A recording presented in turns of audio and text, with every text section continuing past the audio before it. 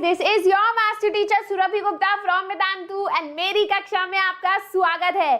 So class 9 students, welcome to today's session where we will be starting with the second chapter of civics and that is constitutional design. बहुत ही आसान chapter है. इस chapter से बहुत direct questions आते हैं, तो चैप्टर पढ़ते पढ़ते मैं आपको बताती रहूंगी कि किस टाइप से क्वेश्चंस आएंगे, कैसे आपको आंसर करना है. And that's it. And of course in the end we are gonna have a live Menti, तो उसके लिए जरूर रुकना जिससे आपको पता चले कि आपको समझ आया भी है या नहीं. So welcome to today's session guys. You know me, I am your master teacher Surabhi Gupta. I have done my bachelor's from Lady Shri Ram college, my master's from Jawaharlal Nehru university Delhi, and now I am here teaching you guys SST. Now session शुरू करने से पहले कुछ important announcements. और now before I say hi to all of you, as you guys know guys, हम लोग normally SST sessions twice a week ले लेते हैं, है ना. तो मैं आपसे बस इतना बोलती हूँ कि हफ्ते में मुझे 2 दिन दे दो. 2 दिन कभी आधा घंटा, मैक्सिमम 50 मिनट की क्लास होती है ना. उतना टाइम आप मुझे दे दो and I will make sure that you guys not only get good marks in SST but आप टॉप करोगे SST में, है ना. आपको बहुत गर्व आएगा कि यार मुझको SST में सब समझ आता है, right. I want class 9 and 10 SST to mean Surabhi ma'am, right. अब जो लोग इस वीडियो को रिपीट पे देख रहे हैं या फिर रिवाइज करने के लिए देख रहे हैं या फिर रिप्ले देख रहे हैं, और अगर आपको मेरी स्पीड स्लो लगती है तो आप मुझे 1.25x या 1.5x स्पीड पे भी देख सकते हैं. मुझे बड़ा मजा आता है अपने आप को देखने में, right. So welcome to today's session. Hi शप्पू गेमर, हाय फ्लिट, क्या है ये नाम, hi Arnold, hi guys, welcome.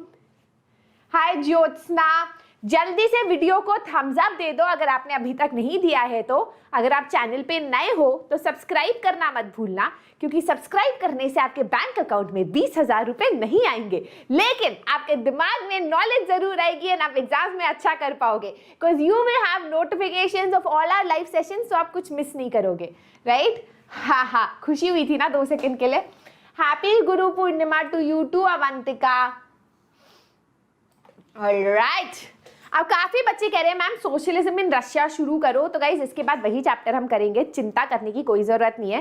We are also going to, as you know, we are also doing your 90 second videos on important topics. तो कोई important topic है किसी भी चैप्टर का जो आपको समझ नहीं आया, मुझे इंस्टाग्राम पे मैसेज जरूर करना. चाहे वो चैप्टर मैंने किया हो ना किया हो, वो कॉन्सेप्ट मैं आपको जरूर समझा दूंगी, right. And of course let's talk about आज Janu sir, Abhishek sir, who is coming to Patna on 9th July. तो गाइज उस कहाँ पर आ रहे हैं, किस तरीके से आएंगे, वो सब डिटेल्स आपको मिलेंगी. But all you need to do is fill the form in the description box below. Vedantu का ऑफलाइन सेंटर खुल रहा है पटना में, इसीलिए वो जा रहे हैं एंड आप लोगों से बहुत ज्यादा मिलना चाहते हैं, ठीक है. So if you are near Patna, in Patna, going to Patna, make sure that you meet him, है ना. ऐसा नहीं होना चाहिए वो जाए और मतलब लोग ना मतलब जानू सर आ रहे हैं, समझ लो आप. स्केड्यूल ऑफ द वीक खाली है, क्योंकि पता नहीं क्यों खाली है. मतलब अभिषेक सर ने कहा तुम कोई क्लास मत लो, SST कोई नहीं पढ़ना चाहता, तो मैं इसलिए खाली रखी हूँ स्केड्यूल को. ऐसा है नहीं ना बच्चों, पढ़ना चाहते हो ना SST. मेरे सिटी आ रहे हो, वाह. बहुत गंदे जोक्स ही मारती हूँ. तो गाइस पहले ही बता दूं, मुझसे ज्यादा बदतर जोक्स कोई नहीं मार सकता और मैं मारती रहूंगी ऐसे गंदे जोक्स, तो सहना पड़ेगा, है ना. चलो अच्छा, इस सेशन का PDF और सारे सेशंस का PDF आपको टेलीग्राम चैनल पे मिलता है, जिसका लिंक डिस्क्रिप्शन बॉक्स में है. अगर आप मुझे अकेले में मुझसे बात करना चाहते हो, बताना चाहते हो क्या चीज़ है आपकी जिंदगी में आपको तकलीफ देती है, you can also message me on my Instagram channel surabhi_nerd_alert. Right, let us begin. Can we start. Harshini ma'am chapter मत पढ़ाओ, सीधा मेंटी ले लो. हाँ, आपको तो सब आता है ना. You guys know everything. मेंटी ले लेती हूँ मैं, बल्कि पढ़ाई क्यों रही हूँ. You have beautiful hair. झूठ है, लाइटिंग का है, कुछ हेयर नहीं झड़ते हैं पूरे टाइम जैसे ऑटम हो. चलो लेट्स स्टार्ट. चैप्टर का नाम है कॉन्स्टिट्यूशनल डिजाइन. तो अगर आपका फर्स्ट चैप्टर आपको याद है, जो याद नहीं होगा पर मैं याद दिला देती हूँ, what is democracy, why democracy, उसमें हमने पढ़ा था कि कोई लोकतंत्र, डेमोक्रेटिक गवर्नमेंट होती है जिसमें सरकार जो है इलेक्शंस के थ्रू लोगों की सहमति के बाद जो है सरकार बनाती है.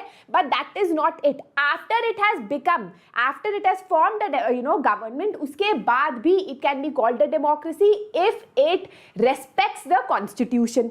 याद है हमने पढ़ा था कि बहुत सारे सरकार ऐसी होती है कि सरकार तो इलेक्शंस के थ्रू बन जाती है पर उसके बाद कॉन्स्टिट्यूशन की बात नहीं मानती, कॉन्स्टिट्यूशन के रूल्स एंड प्रोसीजर्स फॉलो नहीं करती। तो ऐसी सरकार को हम डेमोक्रेटिक नहीं बुलाएंगे। हम डेमोक्रेसी को एक किसी भी कंट्री को डेमोक्रेसी तभी बुलाएंगे जब वो कॉन्स्टिट्यूशन को रेस्पेक्ट करे, उसके रूल्स और नॉर्म्स को फॉलो करे, जहां पर रूल ऑफ लॉ का कॉन्सेप्ट हो। रूल ऑफ लॉ मतलब लॉ सुप्रीम है। ये नहीं कि आज मैं भैया बन गई प्राइम मिनिस्टर इंडिया की तो भैया मैं सुप्रीम हूं, नहीं, मेरे ऊपर भी लॉ होगा, right. I also have to follow the law despite me being the prime minister of the country. ये concept of rule of law होगा तभी वो देश डेमोक्रेसी होगा। ये था आपका पहला चैप्टर। इसी के कंटिन्यूएशन में हम आते हैं सेकंड चैप्टर पे कि why do we need a constitution, constitution की हमें जरूरत क्यों है ना। द नेक्स्ट फिर हम एक एग्जाम्पल भी लेंगे कॉन्स्टिट्यूशन इन साउथ अफ्रीका का, कि साउथ अफ्रीका में क्या हुआ था, वहां कैसे एक कॉन्स्टिट्यूशन बना, and then we are gonna understand India's issue, India में कैसे कॉन्स्टिट्यूशन बना वगैरह वगैरह। तो हम समझने वाले हैं कि कॉन्स्टिट्यूशनल डिजाइन क्या होता है, किस तरीके से हम एक कॉन्स्टिट्यूशन को, इस लॉ बुक को, इस रूल बुक को डिजाइन करते हैं, ठीक है। तो ये है चैप्टर, एज आई सेड बहुत आसान चैप्टर है, मजा आएगा। I hope you are ready. Thank you Pushpa. मैंने नहीं पढ़ा था डेमोक्रेसी, विजय कुमार सिंह ऐसे होते हैं बच्चे, कोई बात नहीं पढ़ लेना, है ना। चैप्टर जो है सेशन इसमें है, वीडियो चैनल पे है, हे भगवान वीडियो चैनल पे है। यूट्यूब का यही तो फायदा है ना कि कुछ टीचर बोल ही नहीं सकती, देख लेना आपको। चलो आगे बढ़ते। ऑफलाइन होते तो बोलती अब भी ये डेस्क पे खड़े रहो और शुरू हो जाओ बिल्कुल उठक बैठक करना। हाँ, what is the theme of the chapter? As I told you, democratic government वो गवर्नमेंट होती है जो कॉन्स्टिट्यूशन के दायरे के अंदर काम करती है। एक ऐसी सरकार जो कॉन्स्टिट्यूशन को डिसरेस्पेक्ट करती है वो डेमोक्रेसी नहीं होती, है ना। एक कॉन्स्टिट्यूशन डिटरमिन करती है कि सिटीजन्स के अधिकार क्या है, what are the rights of the citizens. जैसे हमारे फंडामेंटल राइट्स कहाँ लिखे हैं? कॉन्स्टिट्यूशन में लिखे हैं। It tells you what is the power of the government, सरकार के पास कितनी पावर है, किस टाइम पे, किस एरियाज में, किस सब्जेक्ट में वो लॉ बना सकती है, ये सब कॉन्स्टिट्यूशन में लिखा होता है। And how the government should function, judiciary होनी चाहिए, एग्जीक्यूटिव होना चाहिए, लेजिस्लेचर होना चाहिए, ये सारी डिटेल्स कॉन्स्टिट्यूशन में है। अब जिन बच्चों को अभी भी नहीं बिल्कुल पल्ले पड़ता कि भैया कॉन्स्टिट्यूशन है क्या, किस खेत की मुर्गी है, तो बेटा आपके स्कूल में रूल बुक होती है ना। हर स्कूल में एक रूल बुक होती है, वो आपके स्कूल का कॉन्स्टिट्यूशन है जिसमें लिखा हुआ होता है कि देखो प्रिंसिपल डिसाइड करेगी क्या क्या पनिशमेंट किस बच्चे को मिलेगा, क्लास टीचर जो है डिसाइड करेगी कि क्लास में किस बच्चे को क्या पनिशमेंट मिलेगा। तो और स्कूल का यूनिफॉर्म किस तरीके का होना चाहिए, बैग कैसा होना चाहिए, हेयर कैसा होना चाहिए, all of that is written in the constitution या rule book of your school. वैसे ही देश का भी एक कॉन्स्टिट्यूशन होता है। समझ गए? आसान? हाँ, यस। चारों, let's start. Democratic constitution in south Africa. तो अब हम चलने वाले हैं स्टोरी मोड में। कुछ नहीं करना है आपको, पॉपकॉर्न खाना है और कहानी सुननी है। हम बात कर रहे हैं साउथ अफ्रीका की। अफ्रीका एक कॉन्टिनेंट है, उसमें एक कंट्री है साउथ अफ्रीका। ये पूरा साउथ अफ्रीका नहीं है, ठीक है। तो ये छोटा सा कंट्री है साउथ अफ्रीका। तो साउथ अफ्रीका की बात करें तो इंडिया से काफी ज्यादा सिमिलैरिटी है। Both India and south Africa में ब्रिटिशर्स आए थे। हमारे एक ही दुश्मन है, ब्रिटिश राज। बट इंडिया में उन्होंने सेटल डाउन नहीं किया था। इंडिया में वो आए थे हमको लूटने के लिए। अफ्रीका में, साउथ अफ्रीका में, क्योंकि इतना अच्छा सब कुछ, शायद वहां मौसम अच्छा था, लोग अच्छे थे, जो भी रीजन था, वहां पर वाइट सेटलर्स हो गए थे। वहां वो सेटल कर गए थे, मतलब वहां एक तरीके से उन्होंने उसको अपना देश मान लिया था। तो वहां पर जो वाइट माइनॉरिटी थी, है ना, माइनॉरिटी मतलब जो लोग आए थे, जो ब्रिटिशर्स थे, हमारे यहाँ जनसंख्या में कम थे, पॉपुलेशन में कम थे, तो वो माइनॉरिटी थी, वो अत्याचार करते थे अपॉन द ब्लैक मेजॉरिटी। अब ये ब्लैक क्या है, कलर्ड क्या है? ब्लैक्स मतलब वहाँ के जो ओरिजिनल इनहैबिटेंट्स थे, वहाँ के ओरिजिनल जो लोग थे, उनकी स्किन ब्लैक कलर की है, तो इसीलिए उन्हें ब्लैक्स बुलाया गया। और इंडियंस जो हम ब्राउन है, चाइनीज जो थोड़े से अलग टाइप के कलर के हैं, है ना, वाइट नहीं है, ब्लैक भी नहीं है, ब्राउन भी नहीं है, बट अलग ही है, तो उन सबको कलर्ड बुलाया गया। तो कलर्ड और ब्लैक्स जो मेजॉरिटी में थे, उसके ऊपर ब्रिटिशर्स बहुत अत्याचार करते थे। इसके बारे में मुझे बताने की जरूरत नहीं है, इसके बारे में तो हम सालों से पढ़ते आ रहे हैं, है ना। अब while India got independence in 1947 by Britishers, unfortunately south Africa को इंडिपेंडेंस मिलती है 1994 में आके, इमेजिन, राइट। तो ये थोड़ा सा बैकग्राउंड आपने समझ लिया, है ना। अब साउथ अफ्रीका में जैसे हम लोग लड़ रहे थे, महात्मा गांधी जी हमारे लीडर थे, वैसे ही साउथ अफ्रीका में ब्रिटिशर्स के अत्याचार के अगेंस्ट काफी सारे लोग लड़ रहे थे। One of the main leaders was Nelson Mandela. सुना होगा आप लोगों ने इनका नाम, नहीं सुना तो कोई बात नहीं। तो नेल्सन मंडेला को एज यूजुअल ब्रिटिशर्स ने जेल में डाल दिया था 1964 में। क्यों? क्योंकि उन्होंने एक सिस्टम के अगेंस्ट लड़ा था, and that system was the system of apartheid. Apartheid क्या है मैं बताऊंगी, राइट। और and he was charged on treason. Treason क्या होता है? देशद्रोही के जुर्म में उनको जेल में डाल दिया गया, क्योंकि उन्होंने अपार्थीड सिस्टम के अगेंस्ट आवाज उठाई। क्लियर? यस। अब उन्होंने जेल में 28 इयर्स जो है उन्हें रहना पड़ा। ऐसा कुछ मामूली जेल नहीं था। It was the most dreaded prison called robin island. वो ड्रेडेड जैसे हमारा काला पानी था ना, वैसे वहां पर रॉबिन आइलैंड था, जहां से भागना बहुत मुश्किल था, जहां टॉर्चर किया जाता था प्रिजनर्स को वगैरह वगैरह। वहां उन्होंने 28 इयर्स जो है बिताए अपने। अब अपार्थीड क्या होता है? अपार्थीड एक ऐसी पॉलिसी थी, स्टेट स्पॉन्सर्ड पॉलिसी थी, जहां पर जो ब्लैक्स थे, जो कलर्ड लोग थे, उनके अगेंस्ट अत्याचार किया जाता था। स्टेट स्पॉन्सर्ड क्या होता है? फॉर एग्जाम्पल इंडिया की बात करते हैं, कास्ट सिस्टम है इंडिया में, है ना। अब कास्ट सिस्टम में अपर कास्ट लोअर कास्ट के अगेंस्ट अत्याचार करते हैं, लोअर कास्ट को अनटचेबल की तरह ट्रीट करते हैं। अब यही सिस्टम अगर इंडियन स्टेट प्रमोट करे कि हाँ ये करना चाहिए, लोअर कास्ट को बिल्कुल भी जॉब्स नहीं मिलनी चाहिए, लोअर कास्ट को अलग घर में रहना चाहिए, बिल्कुल शादी नहीं करनी चाहिए अपर कास्ट से, तो उसको हम क्या बोलेंगे? State sponsored.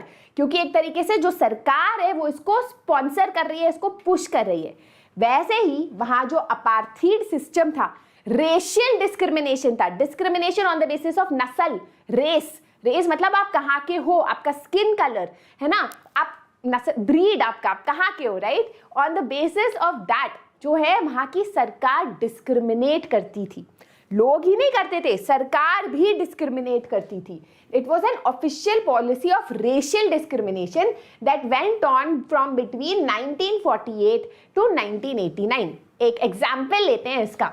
यहाँ एक साइन पोस्ट है जो उस टाइम साउथ अफ्रीका में काफी जगह पे लगता था। यहाँ क्या लिखा है? Danger, native Indians and coloured, if you enter these premises at night you will be listed as missing. मतलब अगर आप इस संस्थान, इस जगह आए रात के बाद, तो आप मिसिंग के लिस्ट में आ जाओगे, आपको मार डाला जाएगा, right. You will B shot on site, right. Savage dogs devour the corpse, मतलब हमने कुत्ते रखे हुए हैं और वो तुम्हारी डेड बॉडी को खा जाएंगे, आपकी बॉडी भी नहीं मिलेगी अगर आपने यहाँ एंट्री ली। तो इस तरीके के साइंस बहुत ज्यादा दिखाई देते थे साउथ अफ्रीका में, and it was state sponsored, मतलब सरकार इसको थम्स अप दे रही है, थम्स डाउन नहीं दे रही, राइट। यस, समझ आ रहा है? अब अपार्थीड के बारे में और समझते हैं। जैसे हमारे कास्ट सिस्टम में अपर कास्ट है, लोअर कास्ट है, वैसे apartheid system was divided people into 3 groups. एक है आपका वाइट पीपल जो राजा थे, है ना। फिर आपके जो नेटिव थे साउथ अफ्रीका के, जिनकी स्किन ब्लैक कलर की थी, जो आप एक तरीके से बोलो इंडिजिनियस पॉपुलेशन, वहाँ की ओरिजिनल पॉपुलेशन। तो 3/4 ऑफ द पॉपुलेशन जो है वो यही थी, ब्लैक्स। एंड कलर्ड हो गए, जैसे इंडिया के लोग जो वहाँ माइग्रेट किए थे, तो उनको कलर्ड पॉपुलेशन बोला गया, राइट। एक सेकेंड, हाँ। अब जो नॉन व्हाइट्स, इन कलर्ड और ब्लैक्स को हम नॉन व्हाइट्स भी बुला सकते हैं क्योंकि हम व्हाइट नहीं थे, राइट। तो नॉन व्हाइट्स के पास वोटिंग राइट्स नहीं थी। बाकी काफी ज्यादा सेग्रीगेशन भी फॉलो किया जाता था। सेग्रीगेशन मतलब सेपरेशन, अलग अलग। तो एक तरीके से जैसे अगर अलग अलग ट्रेन होती थी तो एक कोच जो है ब्लैक और कलर्ड के लिए कर दिया जाता था, बाकी व्हाइट्स के लिए किया जाता था। आपको गांधी जी की स्टोरी तो पता ही है, वो फर्स्ट क्लास में जा रहे थे, एक व्हाइट पर्सन आया और फिर उनको बोला कि उठो। उन्होंने कहा कि मैं क्यों उठूं, मेरे पास तो टिकट है। तो उन्हें ट्रेन से फेंक दिया गया, बोल के that you are a coloured person, right. तो वो अपार्थीड के ही was also a victim of apartheid, right. तो they were forbidden from living in white areas, उनको अलग घर दिए जाते थे, काम के परमिट के साथ ही उनको काम दिया जाता था, इक्वल अपॉर्चुनिटीज भी नहीं मिलती थी, अलग टैक्सी, अलग बस, होटल्स में उनको एंट्री नहीं मिलती थी, हॉस्पिटल्स अलग होते थे, स्कूल्स अलग होते थे, एंड इसको हम सेग्रीगेशन बोलते हैं, क्योंकि आप व्हाइट्स और ब्लैक्स या कलर्ड को अलग अलग कर रहे हो, सेग्रीगेट कर रहे हो। आपस में शादी करना भी एक गुनाह था, लिटरली गुनाह था, that was marked by death, right, it was punished by death. Blacks were not allowed to visit the church, church भी अलग अलग होती थी, सोचो भगवान के सामने भी उन्होंने एक तरीके से हम सबको डिवाइड कर दिया।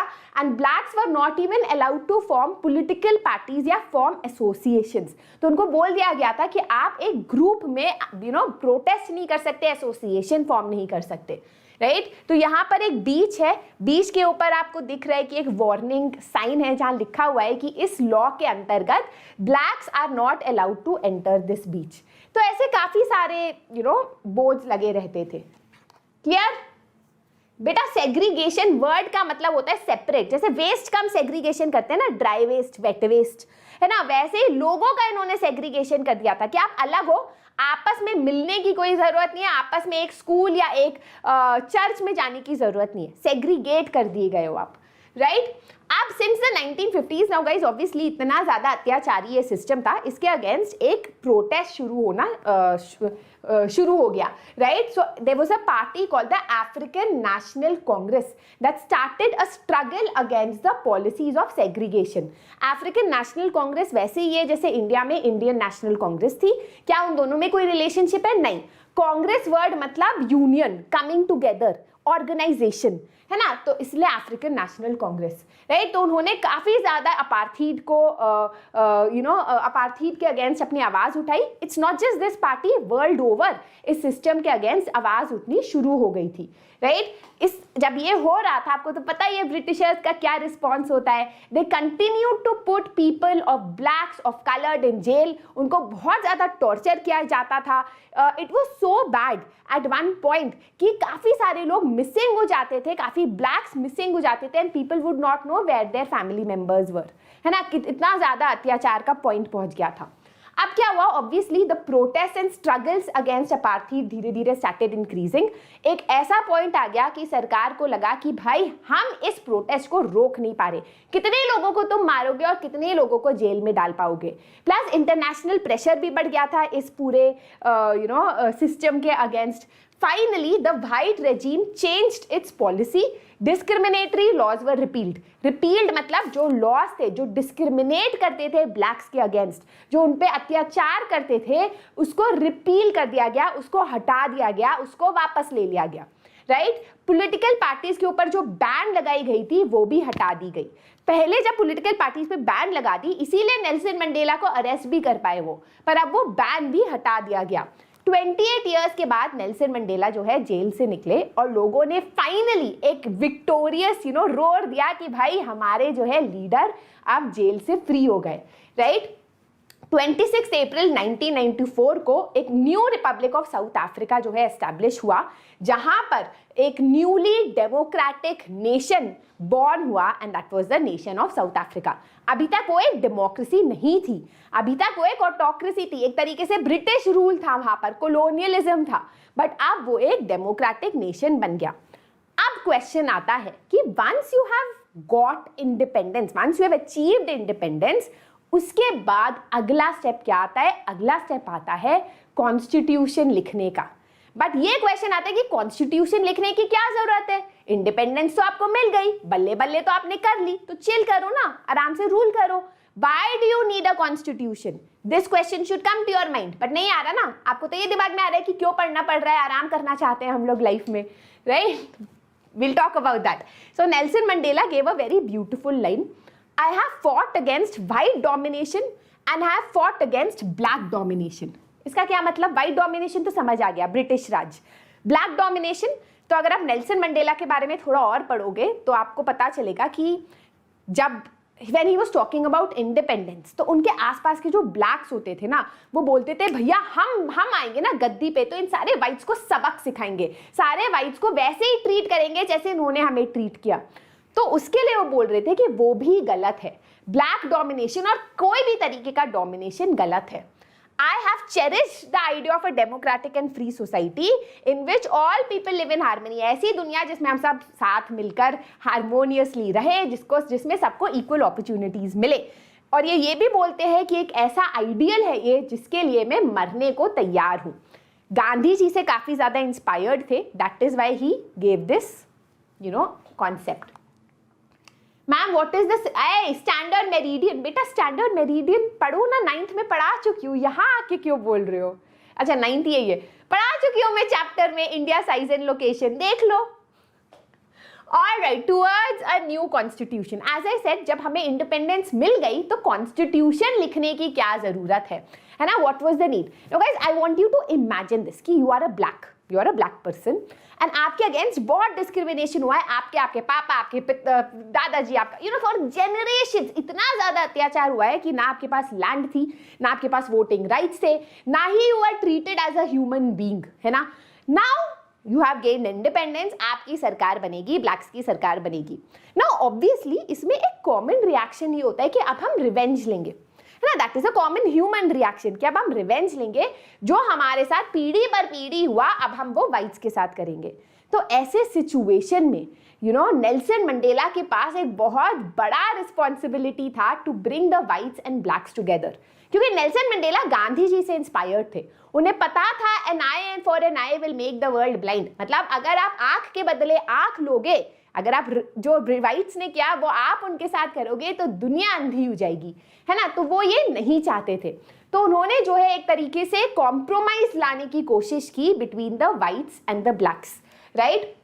अब जो इस टाइम पे ऐसा सिचुएशन हो गया था तो वाइट्स थे वो काफी ज्यादा पावरफुल थे, उन पे लैंड था, उन पे प्रॉपर्टी था, और जिन पे पावर होता है ना वो पावर कभी देना नहीं चाहते, तो they did not want to give their land and power and property.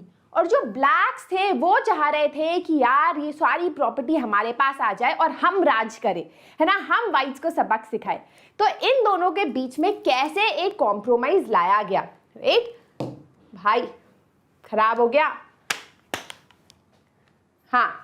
तो इसमें कॉम्प्रोमाइज लाया गया। द वाइट्स ने बोला कि ठीक है, we will have a democratic government, जो भी मेजॉरिटी में होगी वो सरकार चलाएगी, and everyone will get one vote one value, मतलब हर इंसान चाहे वो ब्लैक हो, कलर्ड हो, वाइट हो, सबकी वोट की एक वैल्यू होगी। ब्लैक्स ने भी बोला कि ठीक है मेजॉरिटी रूल होगी, बट मेजॉरिटी रूल एब्सोल्यूट नहीं होगी, मतलब मेजॉरिटी रूल डेमोक्रेटिक होगी। ये नहीं कि आप वाइट्स वापस से मेजॉरिटी में आ गए तो अपना हुक्म चला रहे हैं, it will not B absolute. And they also said कि हम लोग जो है वाइट से उनकी प्रॉपर्टी नहीं लेंगे, इस कॉम्प्रोमाइज पे वो आए, but this compromise was not easy, है ना?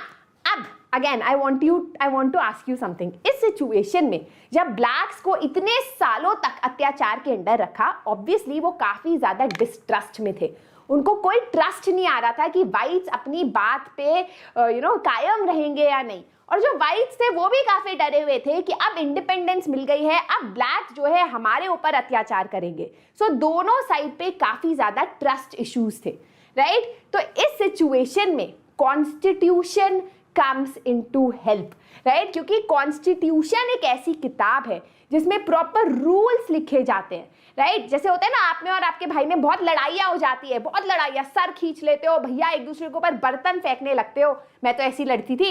और फिर जब लड़ाई खत्म हो जाती है तो आप प्रॉमिस करते हो एक दूसरे को, लिखते भी हो कभी कभी बुक में, okay we will not fight with each other, you will not step into my room, मैं तुम्हारे रूम में नहीं स्टेप करूंगी, तुम मेरे रूम में नहीं स्टेप करोगे, ऐसे कुछ रूल्स बना लेते हो तुम, राइट? तो यहाँ पर भी कुछ रूल्स बनाए गए जिससे कि आपस में कम्युनिटीज के बीच में ट्रस्ट पैदा हो, right? To write down some rules, ये डिटरमिन किया गया कि सरकार कितनी पावरफुल होगी, सिटीजन्स के क्या अधिकार होंगे, किस तरीके से जो है कॉन्स्टिट्यूशन को चेंज कर सकते हैं अगर कर पाए, और it will not be easy to change the constitution, they said, क्योंकि अगर कॉन्स्टिट्यूशन इजी हुआ चेंज करने को तो वापस से हम पिछले वाले सिचुएशन में आ जाएंगे, अपार्थाइड सिचुएशन में, राइट? सो दे डिसाइडेड कि constitution we will not be able to change the constitution easily. तो इस बुक को आप बोलते हो कॉन्स्टिट्यूशन। लोगों ने बोला कि चाहे कोई भी सरकार हो, व्हाइट की सरकार हो, ब्लैक की सरकार हो, जोकरों की सरकार हो, ये हम लोग एग्री करेंगे कि जो कॉन्स्टिट्यूशन है वो सुप्रीम होगा, रूल ऑफ लॉ जो है हमारे देश में चलेगा। Clear? Harshini, why were they discriminated? मतलब because the whites were discriminating them and using सारा प्रॉपर्टी और लैंड वगैरह एंजॉय कर रहे थे वो, इसलिए तो लोग डिस्क्रिमिनेट करते हैं, इसलिए तो हमारा अपर कास्ट लोअर कास्ट वगैरह है. That is life, right. Now after 2 years of discussion and debate finally एक कॉन्स्टिट्यूशन आया, और एक कॉन्स्टिट्यूशन ऐसा था जिसमें व्हाइट्स और ब्लैक्स को समान तरीके से ट्रीट किया गया. No one was treated as a demon. They agreed कि हम लोग आगे पीसफुल वे में तभी चल सकते हैं if everyone is a part of the solution. ठीक है, अब हम आते हैं, अब हम आए कि मैम एग्जाम में क्या क्वेश्चन आएगा. साउथ अफ्रीका की कहानी सुन के मजा तो आया, तो गाइस क्वेश्चन आ सकता है what is a constitution, why do we need a constitution. कभी कभी एग्जाम्पल साउथ अफ्रीका से छोटे छोटे क्वेश्चन आ सकते हैं कि व्हाट वाज अपार्थाइड सिस्टम, वो सिस्टम ऑफ सेग्रीगेशन क्या था, नेल्सन मंडेला ने क्यों सोचा कि भैया कॉन्स्टिट्यूशन की जरूरत है, इस टाइप से क्वेश्चन आ सकते हैं, राइट. तो अफ्रीका की आपको थोड़ी बेसिक स्टोरी और फैक्ट्स पता होने चाहिए. इस पार्ट ऑफ द चैप्टर से आपको थोड़ा लर्न करने की जरूरत है. Now let's talk about the game of football. आपको पता है ये फुटबॉल है, दिख रहा है आपको फुटबॉल है, बट लेट अस से इसके कोई रूल्स नहीं है. तो क्या होगा, कुछ लोग हाथ से फुटबॉल उठाएंगे, कुछ लोग जो है नाक से ऐसे फुटबॉल घुमाएंगे, है ना, क्योस हो जाएगा. That is why we have a set of rules that define the game of football. वैसे ही constitution is nothing but a book, a defined set of written rules that are accepted by all the people living within a country. ये कुछ ऐसे rules and regulations है जो हमारे देश को govern करती है, जो हम सब एक्सेप्ट करते हैं, है ना. हम सब एक्सेप्ट करते हैं फुटबॉल के ये रूल्स है. ऐसा तो है नहीं एक इंसान कहेगा नहीं भैया फुटबॉल तो गलत है, मैं बनाऊंगा rule. These are accepted rules, right. It determines the relationship between the people and the government. लोग और सरकार के बीच में रिश्ते को डिटर्मिन करता है कॉन्स्टिट्यूशन. यस, अब गाइस कुछ लोग बहुत लंबा लिखा. Avantika, I will read your very big doubt. Alright, चलो नाउ आता है, यही क्वेश्चन आता है, what does the constitution does. Constitution क्या करता है. 1, it generates a degree of trust and coordination that is necessary for different kinds of people to live together. India की बात करें तो आज हमारे यहाँ भिन्न भिन्न प्रकार के लोग रहते हैं, upper caste, lower caste, rich, poor, landlords, pageants, सबके अपने सपने हैं. कभी कभी ये सपने एक दूसरे से ठुकराते भी है. तो देखा जाए तो हम अलग अलग हिस्सों में भी बट सकते हैं, पर हम एक क्यों हैं, क्योंकि हमें एक कॉन्स्टिट्यूशन रूल करता है. सरकार के ऊपर भी एक कॉन्स्टिट्यूशन है जिसको हम ट्रस्ट करते हैं. अगर आज सरकार कुछ गलत काम करती है तो हम क्या बोलते हैं, this is against the constitution. क्यों बोलते हैं हम इतने ज्यादा स्ट्रेंथ से this is against the constitution, because we trust that the constitution will help us, right. तो कॉन्स्टिट्यूशन एक ट्रस्ट जो है, एक तरीके का कोऑर्डिनेशन जो है एस्टैब्लिश करती है between people who are very different from each other and who live in one country. दूसरा है, it tells us how the government will be constituted and who will take the decision. India का constitution for example हमें बताता है कि भैया prime minister होगा, chief minister होगा स्टेट्स का, वगैरह वगैरह. राइट, चीफ मिनिस्टर होगा, प्राइम मिनिस्टर होगा. That is what the constitution says. It tells you exactly power distribute कैसे होती है. तीसरा पॉइंट ये है कि it puts a limits on the power of the government. No guys, एक बार आपने सरकार चुन ली, सरकार के पास बहुत पावर है. मतलब आप कभी सोचो कि सरकार को पता है कि आप कितना पैसा कमा रहे हो, आप कितना टैक्स दे रहे हो, उसके हाथ में आर्मी है. आज चाहे वो आपका लैंड आपसे छीन सकती है, नहीं छीन पा रही कॉन्स्टिट्यूशन के वजह से, बट छीन सकती है. तो गवर्नमेंट के पास बहुत पावर है. इतना ज्यादा पावर होता है तो गड़बड़ भी हो जाती है. इसलिए कॉन्स्टिट्यूशन सरकार की पावर पे लिमिट लगाती है और आपको, सिटीजन्स को, आपके अधिकार के बारे में भी बताती है, right. And that is very very important. The fourth is the constitution reflects the aspirations of the people. इसका क्या मतलब है. फॉर एग्जाम्पल अगर मैं आपको बोलूं कि आप अपने स्कूल का कॉन्स्टिट्यूशन बनाओ या वेदांतु का कॉन्स्टिट्यूशन बनाओ, तो आप क्या कहोगे कि मैम को पढ़ाना नहीं चाहिए, मैम को नाचना चाहिए, हमें हर टाइम लंच ब्रेक मिलना चाहिए. स्कूल में आप बोलोगे लंच ब्रेक मिलना चाहिए 3 घंटे का, टीचर को जो है 2 घंटा पढ़ाना चाहिए, 3 घंटे मस्ती करनी चाहिए, right. So the constitution you are making is reflecting your wishes, your aspirations. आपके सपनों को रिफ्लेक्ट करता है कॉन्स्टिट्यूशन. वैसे ही किसी भी देश का कॉन्स्टिट्यूशन जो है लोगों के सपनों को रिफ्लेक्ट करता है। हम चाहते हैं कि हमें फ्रीडम मिले, इक्वालिटी मिले, स्पीच का, एक्सप्रेशन का, मूवमेंट का, और वही चीज कॉन्स्टिट्यूशन में रिफ्लेक्टेड है। You know the aspirations of the people about creating a good society, right? Clear? ये आपका पॉइंट हो गया। आप कैसे इसको कंक्लूड करोगे? आप कहोगे कि हर country, all countries that are democratic have a constitution। जो भी डेमोक्रेटिक कंट्रीज होते हैं दुनिया में, सबके पास कॉन्स्टिट्यूशन है, लेकिन not all countries that have a constitution are democratic। China पे भी कॉन्स्टिट्यूशन है, इसका मतलब ये नहीं कि वो डेमोक्रेटिक है। सऊदी अरेबिया के पास भी अपना एक कॉन्स्टिट्यूशन है, सेट ऑफ रूल बुक है, does not mean it's democratic. But हम ये जरूर कह सकते हैं कि सारे डेमोक्रेटिक कंट्रीज के पास कॉन्स्टिट्यूशन जरूर है। क्लियर? Yes, finish. हाँ, अब हम मेंटी पे ही आने वाले हैं। Time table of live classes बेटा कम्युनिटी पेज पे होता है ना? तो गाइज जल्दी से समराइज कर लेते हैं आज हमने क्या पढ़ा। ज्यादा कुछ खास नहीं, हमने पढ़ा नेल्सन मंडेला, राइट? ये पार्ट याद रखना, स्टोरी की तरह आपको याद रखनी है। It might come as short answers. Main part आपको याद रखना है is why do we need a constitution, उसके 4 पॉइंट्स, एंड एंड में all countries that have a constitution are not democratic but all democratic countries have a constitution. सारे human beings के पास 2 पैर है, बट सारे जीव जिन पे 2 पैर है वो ह्यूमन बींग्स नहीं है। समझ गए? चलो रिवाइज करते हैं हमने अभी तक इस चैप्टर में किया क्या है। चैप्टर का नाम है कॉन्स्टिट्यूशनल डिजाइन। तो अगर आपको इस चैप्टर का बेसिक फ्लो चार्ट बनाना हो तो कैसे बनाओगे? Basic flow chart. इस चैप्टर में सबसे पहले हमने पढ़ा व्हाट इज अ कॉन्स्टिट्यूशन, है ना? तो क्या है कॉन्स्टिट्यूशन? क्या समझ आया आप लोगों को व्हाट इज अ कॉन्स्टिट्यूशन से? कॉन्स्टिट्यूशन इज अ, बता दो भाई। Constitution is a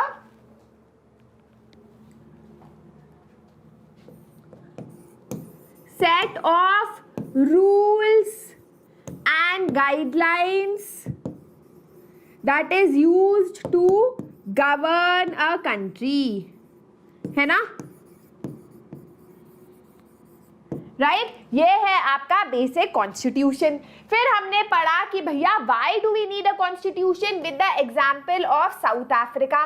south Africa हमने देखा कि कैसे साउथ अफ्रीका में जो है अपार्थीड सिस्टम एग्जिस्ट करता था। याद आ रहा है कुछ? आप लोग कह रहे हो कि मैम ये क्या है? अगर आप कह रहे हो कि क्या है तो बेटा आप भूल चुके हो पूरा चैप्टर, है ना? तो अपार्थीड सिस्टम नहीं पढ़ा है तो लास्ट सेशन में मैंने पढ़ाया था, पढ़ लेना। हमने देखा कि अपार्थीड सिस्टम के बाद फाइनली जब साउथ अफ्रीका इंडिपेंडेंट बना, कौन से डेट में बना? मेरे बर्थडे पे बना। जल्दी से बता दो कौन सी डेट में south Africa became an independent country? तो जब वो इंडिपेंडेंट बना तो उन्होंने रियलाइज करा कि वी रिक्वायर अ कॉन्स्टिट्यूशन।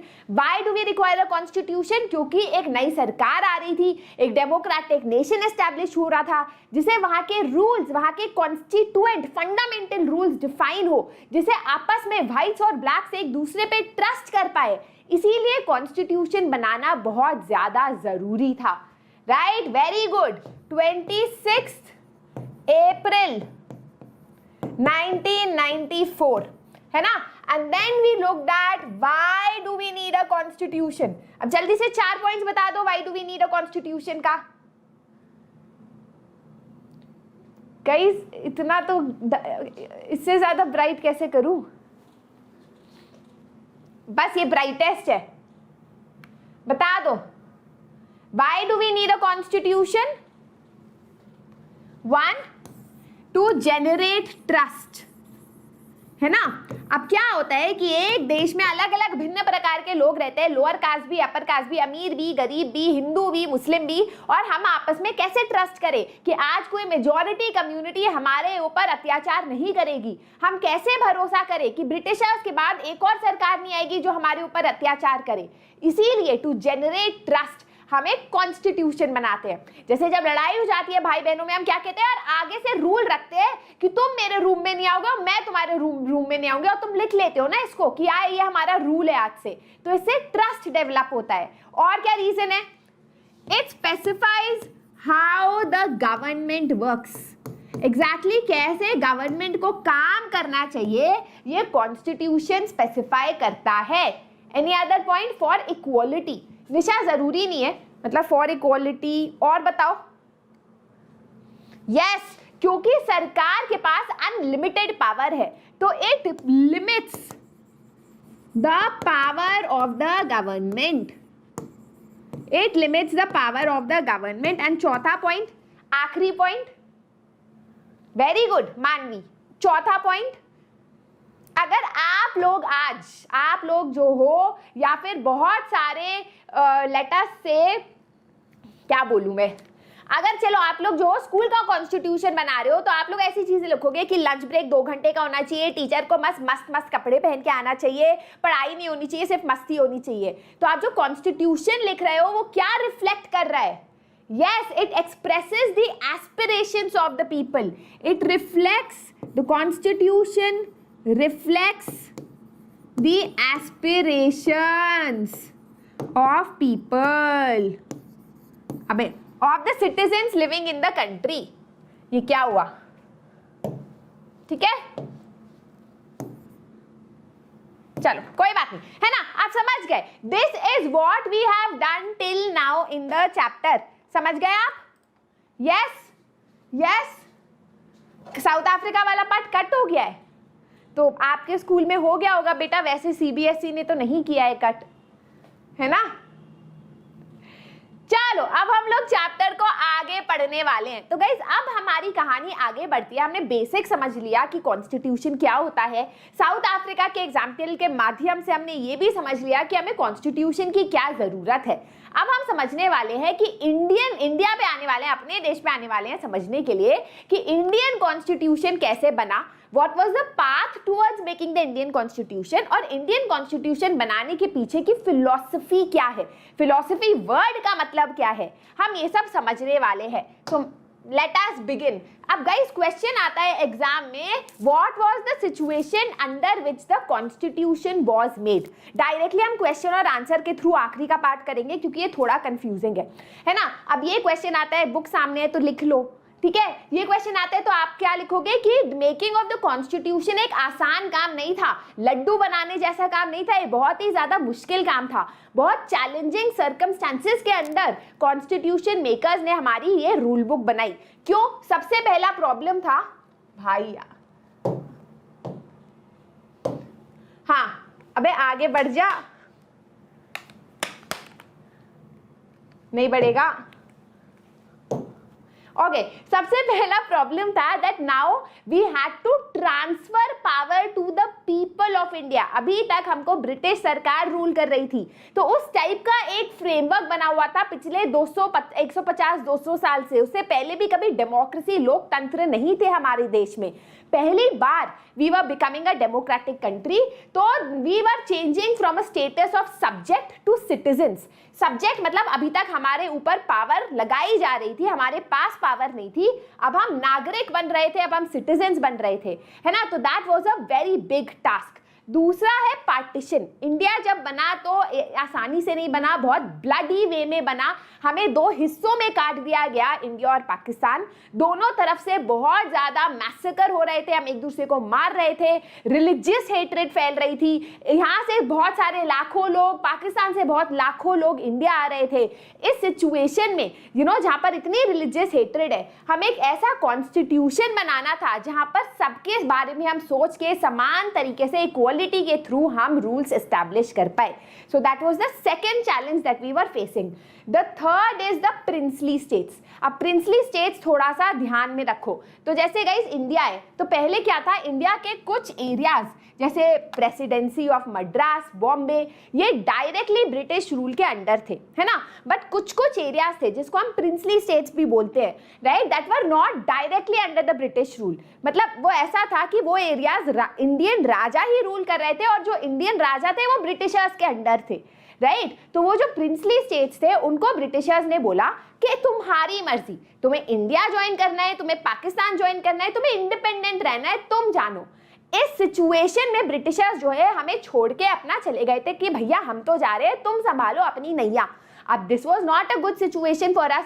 सोचो अगर बीच का जूनागढ़, बीच का हैदराबाद बोलता कि हमें पाकिस्तान का पार्ट बनना है, तो हमारी क्या सिचुएशन होती है ना। तो ये वाली सिचुएशन में जब हमारा फ्यूचर ही सिक्योर नहीं था, जब हमें पता ही नहीं था कि हमें किस तरीके का देश मिलेगा, उस टाइम हम कॉन्स्टिट्यूशन लिख रहे थे पूरे देश का, right. So these were the challenges that our constitution makers were facing while they wrote the constitution. Clear? Yes? नहीं दिख रही है क्लियर स्क्रीन गाइस? क्यों, ऐसा क्यों है? यहां तो दिख रहा है। Give me 1 second, let me सी।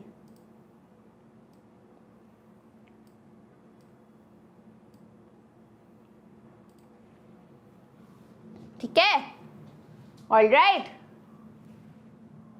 हाँ बेटा, ऐसे मैं ना इग्नोर करती हूँ, पति हो ना आप मेरे, इसीलिए जब पति बनना बंद कर दोगे तो इग्नोर करना बंद कर दूंगी।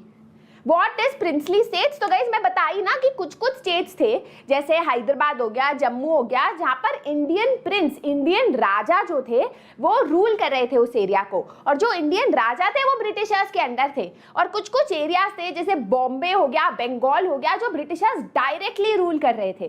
तो वो जो प्रिंसली स्टेट्स थे उनको बोला गया था कि तुम्हें इंडिया का पार्ट बनना है या पाकिस्तान का पार्ट, तुम्हारी मर्जी। Clear? Yes? Hi Gaurang, it's okay.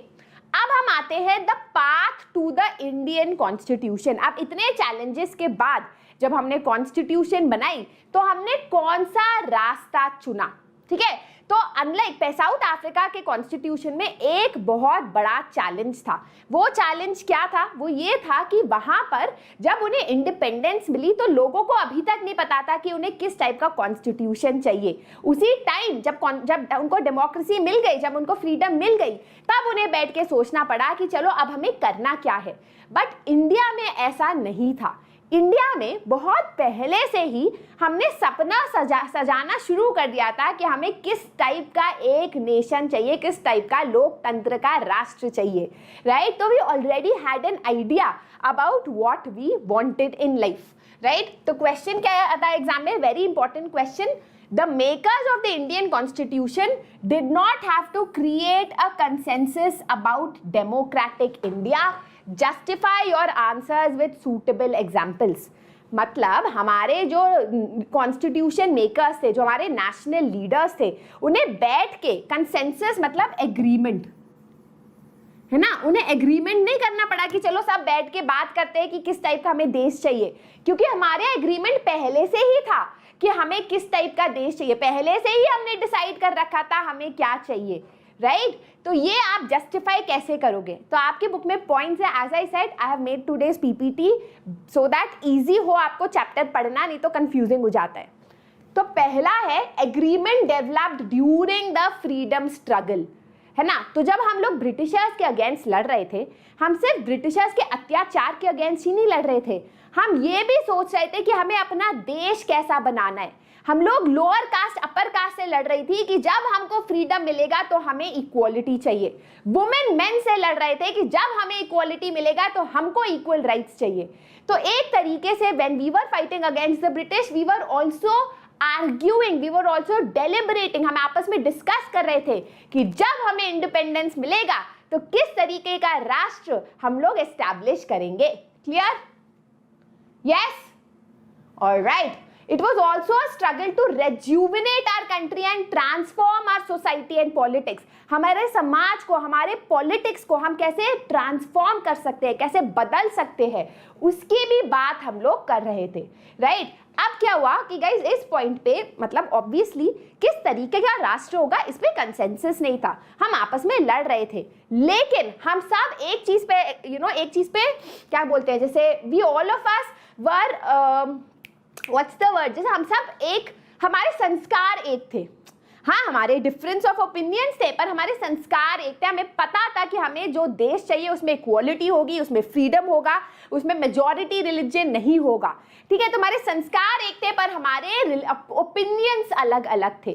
ठीक है, तो फ्रीडम स्ट्रगल के टाइम ही we had started talking about what kind of country we wanted. For example 1928 में पहली बार मोतीलाल नेहरू और 8 अदर कांग्रेसमैन ने कॉन्स्टिट्यूशन का ड्राफ्ट बना दिया था 1928 में। इतना पहले ही हमने सोच लिया था कि हमें किस टाइप का रूल बुक चाहिए। 1931 आते आते जब कराची सेशन हुआ कांग्रेस का, तो हमने वापस से एक तरीके का स्ट्रॉन्ग फ्रेमवर्क बनाया कि जब हमें कॉन्स्टिट्यूशन बनाने का मौका मिलेगा तो हम कैसा कॉन्स्टिट्यूशन बनाएंगे। That also we had decided. हमने बोला कि हम ऐसा कॉन्स्टिट्यूशन बनाएंगे जहां यूनिवर्सल एडल्ट फ्रैंचाइज होगा। यूनिवर्सल मतलब एवरीबॉडी, अडल्ट मतलब जो 18 साल के ऊपर है, फ्रैंचाइज मतलब राइट टू वोट, है ना, कि सब लोग हमारे देश में, चाहे वो इंसान जो इंटरनेट पे आके ट्रोल करता है क्योंकि जिंदगी में उसके पास कुछ और करने को है नहीं, फेलियर है, या वो इंसान जो बहुत मेहनत कर रहा है, सब लोगों को 18 साल के बाद राइट टू वोट मिलेगा। So universal adult franchise, right to freedom and equality, है ना, and protecting rights of minorities, जो माइनॉरिटी है जिनकी जनसंख्या कम है, जैसे मुस्लिम्स हो गए, लोअर कास्ट हो गए, इन लोगों को हम प्रोटेक्ट करेंगे। So these are the provisions हम सब ने एक तरीके से एक्सेप्ट किया था बैक इन 1931 कि इस तरीके का हमारा राष्ट्र होगा, इस तरीके का हमारा कॉन्स्टिट्यूशन होगा, राइट। दस सम बेसिक वैल्यूज, ये बेसिक वैल्यूज हमने एक्सेप्ट कर लिए थे कि हम लोग जो है अपने कॉन्स्टिट्यूशन में एस्टैब्लिश करेंगे। क्लियर? यस यस, ठीक है। अब याद रखना गाइस, क्वेश्चन क्या है? क्वेश्चन है कि हमने जब कॉन्स्टिट्यूशन बनाया तो हमें कंसेंसस करने की जरूरत नहीं पड़ी, हमें एग्रीमेंट करवाने की जरूरत नहीं पड़ी, क्योंकि पहले से हम एक एग्रीमेंट में थे कि हमारा कॉन्स्टिट्यूशन कैसा बनेगा। तो उसका पहला पॉइंट ये है कि हमने एग्रीमेंट फ्रीडम स्ट्रगल के थ्रू ही बना लिया था कि हमें किस तरीके का राष्ट्र चाहिए। दूसरा पॉइंट क्या लिखोगे आप एग्जाम में? आप लिखोगे, दूसरा पॉइंट आप लिखोगे कि जब हम लोग ब्रिटिशर्स के अंडर अत्याचार तो सह ही रहे थे, बट ब्रिटिशर्स ने हमको कुछ कुछ राइट्स देने शुरू कर दिए थे, जैसे राइट टू वोट। सबको नहीं दिए थे, कुछ लोगों को राइट टू वोट देना शुरू कर दिया था। कुछ लोग प्रोविंशियल लेजिस्लेटिव इलेक्शंस, प्रोविंशियल मतलब स्टेट, ठीक है, याद रखना, कंफ्यूज मत होना। प्रोविंशियल का मतलब होता है स्टेट, क्योंकि तब स्टेट नहीं थे, तब प्रोविंसेस थे। तो स्टेट लेजिस्लेचर मतलब स्टेट इलेक्शंस या प्रोविंसेस के इलेक्शंस जो होते थे, उसमें इंडियंस को भी अलाउ करने लगे थे ब्रिटिशर्स वोट करना, खड़ा होना इलेक्शंस में। तो हमको समझ आने लगा था कि इंस्टीट्यूशंस बनने कैसे हैं, इंस्टीट्यूशंस का सेटअप कैसे करना है, राइट। तो क्योंकि ब्रिटिशर्स की वजह से हमें ये समझ आ गया था कि लोकतंत्र में इंस्टीट्यूशंस का क्या मतलब है, जैसे लेजिस्लेचर, इलेक्शन, जुडिशियरी, इसका मतलब क्या होता है, इसको चलाना कैसे होता है, ये हम ब्रिटिशर्स से सीख चुके थे। दैट इज वाई जब हमको इंडिपेंडेंस मिली तो हमें इतना मुश्किल नहीं लगा ये इंस्टीट्यूशन सेटअप करना। We already knew how to do it, ठीक है। तो the experience gained by Indians in the working of the legislative institution set up by the British was very useful to us, right? For example, Britishers ने जो setup किया था government of India act 1935 का, क्योंकि हमें समझ आ गया था वो एक्ट है क्या, तो हमने उसको कंटिन्यू रखा इवन आफ्टर इंडिपेंडेंस। ये एक्ट क्या है, इसके पीछे मत जाओ, बस इतना समझ लो, इस एक्ट के अंदर एग्जीक्यूटिव, लेजिस्लेचर, जुडिशियरी, इस तरीके के ऑर्गन्स एस्टैब्लिश किए गए थे, तो हमने इसको कंटिन्यू रखा, right. So that is the second point कि because we were familiar with the institutions जो ब्रिटिशर्स लाए, जो इंस्टीट्यूशनल डिजाइन था, इसीलिए भी हमारे बीच में ज्यादा लड़ाई नहीं हुई जब हमने कॉन्स्टिट्यूशन बनाया, ठीक है। Clear? Yes yes. Third is lessons learned from other countries. इस पॉइंट पे आते आते हम लोगों ने बाकी देशों के कॉन्स्टिट्यूशन भी पढ़ लिए थे, तो हमें पता था कि बाकी देशों से कौन से इंपॉर्टेंट फीचर्स है जो हमको उठाने चाहिए अपने कॉन्स्टिट्यूशन के लिए। अब आप कहोगे कि मैम तो यही बात हो गई कि हम बाकी लोगों को टेप रहे हैं, हम में तो कोई क्रिएटिविटी ही नहीं है। तो ऐसा नहीं है। जो कॉन्स्टिट्यूशन मेकर्स थे, एक सेकेंड गाइस, जो कॉन्स्टिट्यूशन मेकर्स थे वो बहुत ज़्यादा होशियार थे, है ना। उन्होंने ज़रूर बाकी देशों से कुछ कुछ फीचर्स अडॉप्ट किए, लेकिन उन्होंने उसको अडॉप्ट किया बेस्ड ऑन इंडियन सर्कमस्टेंस। जैसे हम लोग मैक्रोनी खाते हैं और पास्ता खाते हैं इटली विटली का, लेकिन उसमें मस्त सॉस और अपनी सब्जियां वब्जियां डाल के उसे इंडियन स्टाइल का बना देते हैं, है ना, स्पाइसी कर देते हैं। वैसे ही हमने बाकी आइडियल्स लिए देशों से, लेकिन हमने उसको इंडियन सिचुएशन के हिसाब से कर दिया, right. So for example we were inspired by the French revolution by practice of parliamentary democracy in Britain, कि पार्लियामेंट के थ्रू जैसे प्राइम मिनिस्टर चूज होता है वो हमने ब्रिटेन से लिया। Bill of rights in the US, जो हमारे फंडामेंटल राइट्स होते हैं ना, वो कॉन्सेप्ट हमने यूनाइटेड स्टेट्स से लिया। सोशलिस्ट रेवोल्यूशन इन रशिया, जिसके बारे में आप पढ़ोगे अभी हिस्ट्री में, तो रशिया में जो सोशलिस्ट रेवोल्यूशन हुआ था, जिसके वजह से वहां पर सामाजिक और आर्थिक, सोशल एंड इकोनॉमिक इक्वालिटी आई थी, वो वाला कॉन्सेप्ट हमने लिया और अपने कॉन्स्टिट्यूशन में डाला। तो इससे हमारे जो लीडर्स थे वो काफ़ी इंस्पायर हुए थे और उन्होंने आपस में बोला कि यार ये वैल्यूज़ तो हमें अपने कॉन्स्टिट्यूशन में डालने ही डालने हैं। तो आप क्या समझते हो इससे, कि हम लोगों को जब इंडिपेंडेंस मिली तो आपस में हमने ज़्यादा लड़ाई नहीं की, क्योंकि पहले से हम एक कंसेंसस पे आ गए थे, एक एग्रीमेंट पे आ गए थे कि हमें किस तरीके का कॉन्स्टिट्यूशन चाहिए। Clear? Yes yes. Hi Numan, बेटा रिपीट 2 बार बोल चुकी हूँ, वापस से देख लो वीडियो को। Alright guys, as I said, कुछ कुछ पार्ट ऑफ द चैप्टर वापस से देख के समझ आ जाएगा, बट आई वुड से कि आज जब मैं पीपीटी दूंगी बस इस पार्ट को याद करना, इस चैप्टर में ज्यादा घुसना मत, थोड़ा कंफ्यूजिंग है। बिल्कुल सही, very good. Let's move on to the constituent assembly. आप पहले समझते हैं कॉन्स्टिट्यूएंट असेंबली कौन है। असेंबली का मतलब होता है, जैसे स्कूल में असेंबली नहीं होती, सब लोग आके खड़े हो जाते हो लाइन में। असेंबली मतलब जब सब लोग आके मिलते हैं, इट्स अ कमिटी, है ना, सब लोग आके मिलते हैं, असेंबल होते हैं, उसको असेंबली बोलते हैं। कॉन्स्टिट्यूएंट क्या है? कॉन्स्टिट्यूएंट वर्ड का मतलब होता है फंडामेंटल, है ना। जो लोग हमारे देश के बेसिक फंडामेंटल रूल्स बना रहे थे, जब उन्होंने असेंबल होने का होना चाहा, जब उन्होंने सोचा कि चलो असेंबल होके कॉन्स्टिट्यूशन बनाते हैं, तो उस असेंबली को हमने नाम दिया the constituent assembly, because they were making the constituent, the fundamental rules of our country. Clear? समझ, बेसिक समझ लो, ये एग्जाम में नहीं आएगा, पर आपको बता रही हूँ कि कॉन्स्टिट्यूएंट असेंबली होता क्या है, राइट। तो ड्राफ्टिंग, अगर आपसे पूछे कि कॉन्स्टिट्यूशन किसने बनाया, ड्राफ्टिंग ऑफ द कॉन्स्टिट्यूशन किसने किया, तो आप क्या बोलोगे? It was done by the elected representatives of the constituent assembly. अब ये इलेक्टेड रिप्रेजेंटेटिव्स का क्या मतलब है? अगेन गाइस, थोड़ा सा ध्यान दे दो, इसमें जल्दी से समझ आ जाएगा, ठीक है। पहले मैं आपको बता देती हूँ इलेक्टेड रिप्रेजेंटेटिव्स क्या होता है, फिर हम चैप्टर में आगे बढ़ेंगे। उस टाइम पे याद रखो कि देश को फ्रीडम मिलने से पहले ही हम लोग कॉन्स्टिट्यूशन बना रहे थे, है ना। कॉन्स्टिट्यूशन बनाने का काम 1946 में ही शुरू हो गया था। 1947 में हमें इंडिपेंडेंस मिली, पहला इलेक्शन 1950 में हुआ, तो पहले इलेक्शन से पहले ही कॉन्स्टिट्यूशन बन गया था। तो भैया कैसे बना कॉन्स्टिट्यूशन, किसने बनाया कॉन्स्टिट्यूशन? तो क्या हुआ था कि हमारे देश में अलग अलग प्रोविंशियल लेजिस्लेचर्स थे, मतलब जैसे आज हमारे यहाँ हर स्टेट का अपना लेजिस्लेचर है, हर स्टेट का अपना लोकसभा है, तो उस टाइम पे भी ब्रिटिशर्स ने अलग अलग लोकसभाएं बना रखी थी हर प्रोविंस की। उस प्रोविंस के जो लोकसभा के मेंबर्स थे, उन्होंने कुछ 299 पीपल को वोट किया, है ना।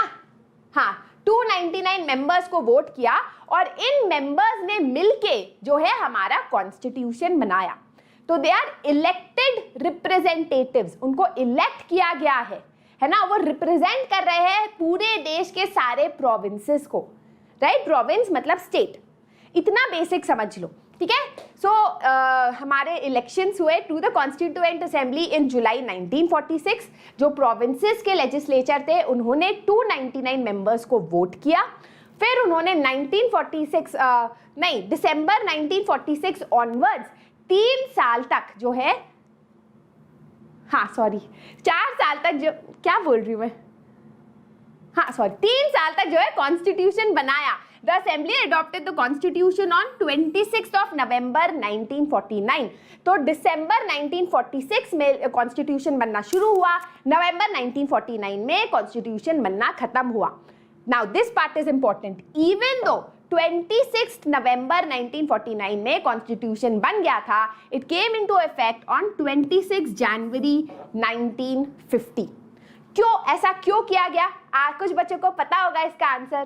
तो गाइस 26 जनवरी 1930 में एक कांग्रेस का सेशन हुआ था, जहां पर जवाहरलाल नेहरू जी ने बोला कि आज के दिन हम इंडिया का पूर्ण स्वराज मतलब कंप्लीट इंडिपेंडेंस डे जो है सेलिब्रेट करेंगे। इंडिपेंडेंस हमें मिली नहीं थी, बट ये एक तरीके का एक सिंबॉलिक था कि आज हमारा इंडिपेंडेंस डे है, आज से हम प्रण लेते हैं कि एक दिन हम जरूर स्वतंत्र होंगे।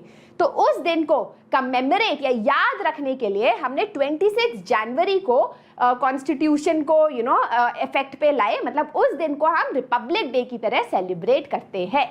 क्लियर? यस, मेंटी होगा, मेंटी होगा, मेंटी होगा, ठीक है? All right, now a question that can come in the exam. Why should we accept the constitution made by this assembly more than 6 decades ago? क्यों हम एक ऐसे कॉन्स्टिट्यूशन को माने जो इतने साल पहले लिखी गई थी? इतने साल हो गए और 70-80 इयर्स होने वाले हैं, तो क्यों हम इसको एक्सेप्ट करें, राइट? तो इसका पहला रीजन है, the constitution does not reflect the views of its members alone, it expresses a broad consensus of its time। ऐसा नहीं है कि 299 मेंबर्स मिले और सिर्फ उन्हीं की सोच से ये कॉन्स्टिट्यूशन बना। ये कॉन्स्टिट्यूशन बेबी है उस टाइम के सोच का, प्रिवेलिंग वैल्यूज का, प्रिवेलिंग फिलॉसफी का। उस टाइम जो विचारधारा थी लोगों की, उस टाइम जो लोगों के अंदर उत्साह था कि हमें किस टाइप का राष्ट्र चाहिए, उसका प्रोडक्ट है ये कॉन्स्टिट्यूशन। ऐसा नहीं है कि इस कॉन्स्टिट्यूशन को कभी क्वेश्चन नहीं किया गया, इस कॉन्स्टिट्यूशन को बहुत बार इतने सालों में क्वेश्चन किया गया है ना? बल्कि इस कॉन्स्टिट्यूशन में बहुत बार चेंजेस भी लाए गए हैं, जिसको हम अमेंडमेंट भी बोलते हैं, राइट? बट आज तक किसी ने ये नहीं बोला कि इंडियन कॉन्स्टिट्यूशन बेकार है, कि इंडियन कॉन्स्टिट्यूशन लेजिटिमेट नहीं है। लेजिटिमेट मतलब जायज नहीं है, ऑथेंटिक नहीं है ना? लोगों ने कॉन्स्टिट्यूशन को क्वेश्चन किया है, लोगों ने बोला है कि भाई कॉन्स्टिट्यूशन में ये चीज गलत है, इसको बदलो, उसको बदलो। बट कॉन्स्टिट्यूशन इटसेल्फ आज भी हमारे लिए एक बहुत ही सेक्रेड किताब है। हम बहुत मानते हैं उस कॉन्स्टिट्यूशन को, क्योंकि कॉन्स्टिट्यूशन की जो वैल्यूज है, जैसे इक्वालिटी, समानता, जस्टिस, उसको हम आज भी रेस्पेक्ट देते हैं।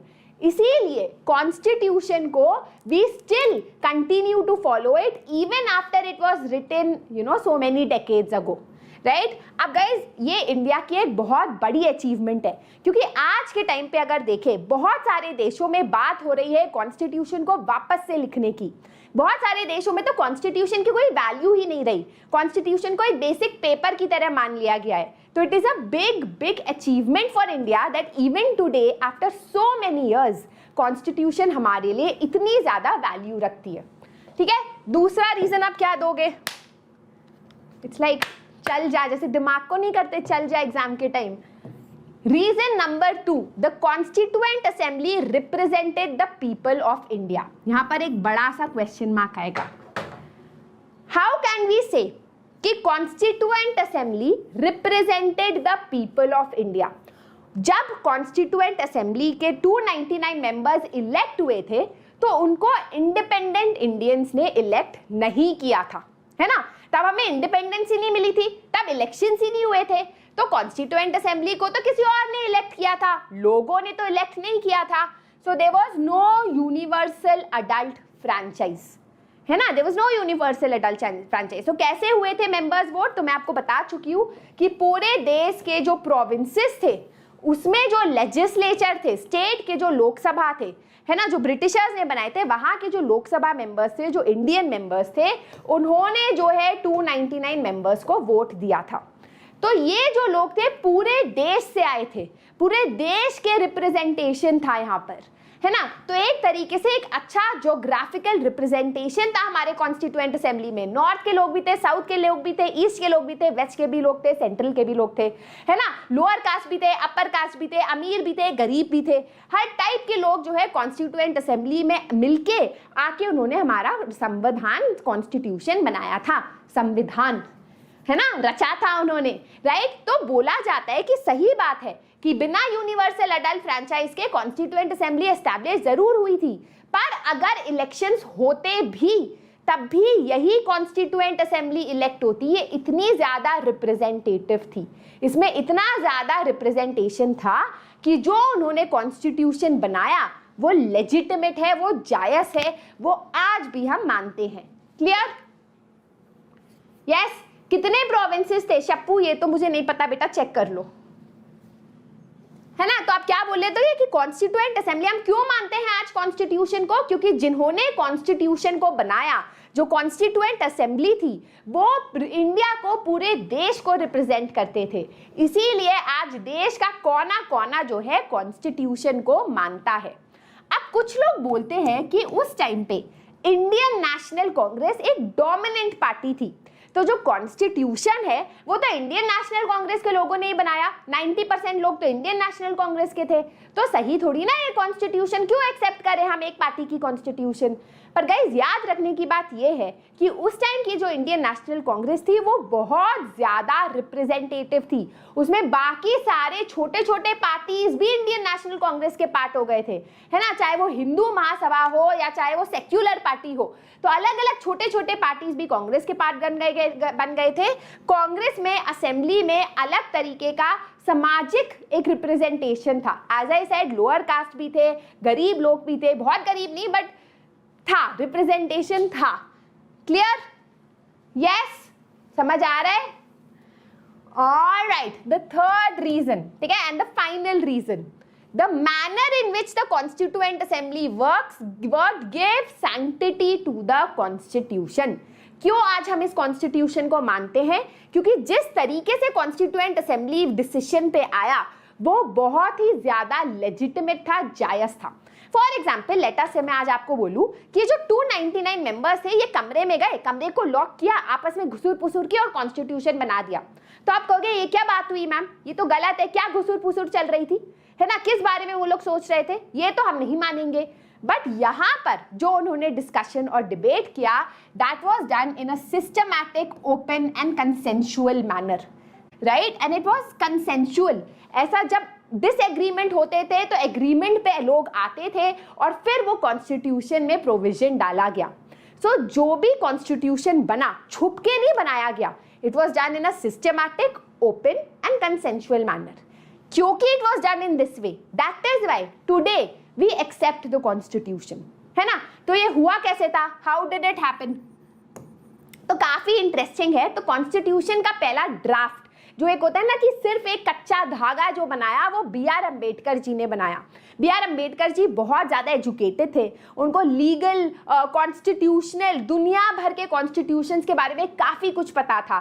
तो B.R. अम्बेडकर जी को ये बहुत मैमथ टास्क दिया गया कि आप पहले एक बेसिक कॉन्स्टिट्यूशन बना दो इंडिया का, है ना, जिसमें सारे तरीके के प्रोविजंस हो। फिर B.R. अम्बेडकर जी वो कॉन्स्टिट्यूशन लेके आए और उनके हर एक प्रोविजन पे डिबेट हुआ, डेलिब्रेशन हुई, एंड ऑलमोस्ट 2000 अमेंडमेंट्स के बाद, अमेंडमेंट्स मतलब चेंजेस, है ना, 2000 चेंजेस के बाद कॉन्स्टिट्यूशन को एडॉप्ट किया गया, कॉन्स्टिट्यूशन को एक्सेप्ट किया गया। ये जो उनकी डिस्कशन थी, डिबेट्स थी, लड़ाइयाँ थी, ये सारी जो वर्ड्स है इसको प्रिजर्व किया गया, जिसको आज भी हम बोलते हैं कॉन्स्टिट्यूएंट असेंबली डिबेट्स। कभी आपको टाइम मिले यूट्यूब पे लिखना कॉन्स्टिट्यूएंट असेंबली डिबेट्स, आपको दूरदर्शन का एक प्रोग्राम मिलेगा जिसमें वो सारी डिबेट्स आपको यूट्यूब पे मिल जाएंगी। बहुत इंटरेस्टिंग है अगर आपको इन सब चीज़ों में इंटरेस्ट है ना, जिसमें वो छोटी छोटी बातों पे लोग लड़ रहे हैं कि यार ये होना चाहिए प्रोविजन, ये होना चाहिए, है ना। So all of that has been recorded, है ना। तो हमें पता है कि अगर राइट टू इक्वालिटी दी है या रिजर्वेशन दिया है तो उसके पीछे रीजन क्या था, वो सब रिकॉर्डेड है ना, वो छुपा हुआ नहीं है, वो रिकॉर्डेड है। इसीलिए आज हम कॉन्स्टिट्यूशन इतने सालों बाद भी एक्सेप्ट करते हैं, because the way the constitution was made, है ना, इतना अच्छी तरीके से बनाया गया था that it gives sanctity to the constitution. Sanctity मतलब एक तरीके से होलीनेस, कि हाँ भाई सही तरीके से बनाया गया है। क्लियर? यस। अगला कौन सा चैप्टर शुरू करूंगी रितु, आप बताओ। हिस्ट्री का चैप्टर शुरू करूंगी वैसे तो, बट आप बता दो। Alright guys, I hope this is clear. अभी तक हमने 3 क्वेश्चंस किए। पहला, अंडर व्हाट कंडीशंस जो है हमको कॉन्स्टिट्यूशन मेकर्स कॉन्स्टिट्यूशन बना रहे थे, क्या इंडिया की तब सिचुएशन थी। फिर हमने पढ़ा कि हम लोगों ने जब कॉन्स्टिट्यूशन बनाया तो हमारे पास पहले से एग्रीमेंट था कि किस टाइप का देश होना चाहिए। We already had a consensus. उसके 3 हमने रीजंस पढ़े। फिर हमने देखा कि भैया आज भी इतने सालों बाद इतना पुराना कॉन्स्टिट्यूशन हम क्यों मानते हैं, उसके हमने 3 रीजंस पढ़े। क्लियर? यस? हाँ तो बोल दो भाई कि पढ़ रहे हो, देख रहे हो, ऐसे ही नहीं चिल्ला रही हूं मैं यहाँ पर। Yes, alright. जल्दी से अगर वीडियो को थम्स अप नहीं दिया है दे भी दो। And let's move on to the final part of the chapter, guiding values of the Indian constitution. Guiding values क्या होता है, फिलॉसफी क्या होती है। फिलॉसफी होता है विचारधारा। फॉर एग्जाम्पल, मेरी फिलॉसफी है लाइफ में कि अगर मैं अच्छा बोलूंगी, if I am kind to people, people will be kind to me, है ना। That is my basic philosophy in life, कि अगर मैं लोगों को परेशान नहीं करूंगी, मैं अच्छा रहूंगी लोगों के साथ, तो लोग मेरे साथ अच्छा करेंगे, है ना। अगर मैं किसी के बारे में बुरा बोलूंगी, किसी को बुरा बोलूंगी, तो लोग मेरे बारे में बुरा बोलेंगे और मेरे साथ बुरा होगा। That is my philosophy in life. उसके हिसाब से मैं अपनी जिंदगी हर दिन जो है उसको स्पेंड करती हूँ, है ना मैं कुछ गलत करती हूँ, कोशिश करती हूँ कि अच्छा ही करूँ, राइट। तो यह मेरी फिलॉसफी हो गई लाइफ की। अब कॉन्स्टिट्यूशन की क्या फिलॉसफी है, किस बेसिस पे कॉन्स्टिट्यूशन को लिखा गया है, right. Let's try to understand that. आपकी क्या फिलॉसफी है, let me know in the comment section below, है ना। लाइफ में कोई एक फिलॉसफी होनी चाहिए, राइट। अब गाइस, कॉन्स्टिट्यूशन की क्या फिलॉसफी है, हम इसको 2 तरीके से समझ सकते हैं। पहला तो जिन लोगों ने हमारा कॉन्स्टिट्यूशन लिखा है, हम देख सकते हैं कि उन्होंने क्यों इस तरीके से कॉन्स्टिट्यूशन लिखा, उनकी क्या विचारधारा थी, हम वो समझ सकते हैं। या फिर हम कॉन्स्टिट्यूशन को पढ़ सकते हैं समझने के लिए कि भैया तुम्हारी क्या फिलॉसफी है। इसके लिए हम लोग प्रियम्बल पे थोड़ा सा ध्यान देंगे। क्लियर? 1 सेकेंड दो गाइस। हाँ, मेंटी आएगा, चिंता मत करो, थोड़ा सा पार्ट बचा है। अब महात्मा गांधी जी की बात करते हैं। पहले कुछ मेन लीडर्स के बारे में बात करते हैं। अब महात्मा गांधी जी ने क्या कॉन्स्टिट्यूशन बनाया था? नहीं, he was not a part of the constituent assembly, he was not interested to be a part of the constituent assembly। लेकिन कॉन्स्टिट्यूशन बनने से पहले उन्होंने एक मैगजीन, यंग इंडिया नाम के मैगजीन में अपनी दिल की इच्छा लिखी थी। उन्होंने लिखा था, मैं एक ऐसा कॉन्स्टिट्यूशन चाहता हूं जहां पर कोई भी असमानता ना हो, where there is no inequality, जहां पर आदमी हो या औरत हो, अपर कास्ट हो या लोअर कास्ट हो, सबको इक्वली ट्रीट किया जाए, जहां पर all communities live in perfect harmony, है ना। All communities live in perfect harmony. उन्होंने कहा कि जहां पर ऐसा देश जहां अनटचेबिलिटी ना हो, छुआछूत ना हो, जहां पर ड्रग्स ना हो, ड्रिंक्स ना हो, लिकर ना हो, अल्कोहल ना हो, ऐसा देश मैं चाहता हूं। ये गांधी जी का खुद का ओपिनियन था, ठीक है। अब गांधी जी और अंबेडकर जी एक्चुअली काफी एक दूसरे के अगेंस्ट रहते थे। अगर आपने ये कहानियां नहीं सुनी है तो काफी अगेन इंटरेस्टिंग है, किसी और टाइम सुनाऊंगी। बट गांधी जी और अंबेडकर जी के व्यूज काफी अलग अलग रहते थे, स्पेशली ऑन इनइक्वालिटी, असमानता। गांधी जी भी चाहते थे कि लोअर कास्ट और अपर कास्ट में कोई इनइक्वालिटी ना हो, अंबेडकर जी भी चाहते थे कि अपर कास्ट और लोअर कास्ट में इनइक्वालिटी ना हो। बट उसको हटाना कैसे है, उसमें वो जो उनका सोल्यूशन होता था वो एक दूसरे के अगेंस्ट होता था। They had a very different understanding about how these inequalities had to be removed, right. Gandhi ji को लगता था कि अगर हम कॉन्स्टिट्यूशन में लिख दे तो काफी रहेगा, लॉ है तो काफी रहेगा। बट अंबेडकर जी क्योंकि खुद एक लोअर कास्ट फैमिली से थे, क्योंकि खुद एक अनटचेबल फैमिली से थे, तो उनको ये पता था कि सिर्फ लॉ में लिखना, सिर्फ कॉन्स्टिट्यूशन में लिखने से अनटचेबिलिटी खत्म नहीं होती।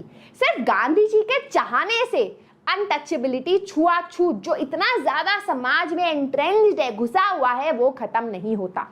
तो बी आर अम्बेडकर जी ने एक तो महात्मा गांधी की थोड़ी क्रिटिसिज्म की कि गांधी जी सही नहीं बोल रहे हैं, और फिर उन्होंने अपनी एंग्जाइटी बताई। उन्होंने क्या बोला, काफी इंटरेस्टिंग लाइन बोली।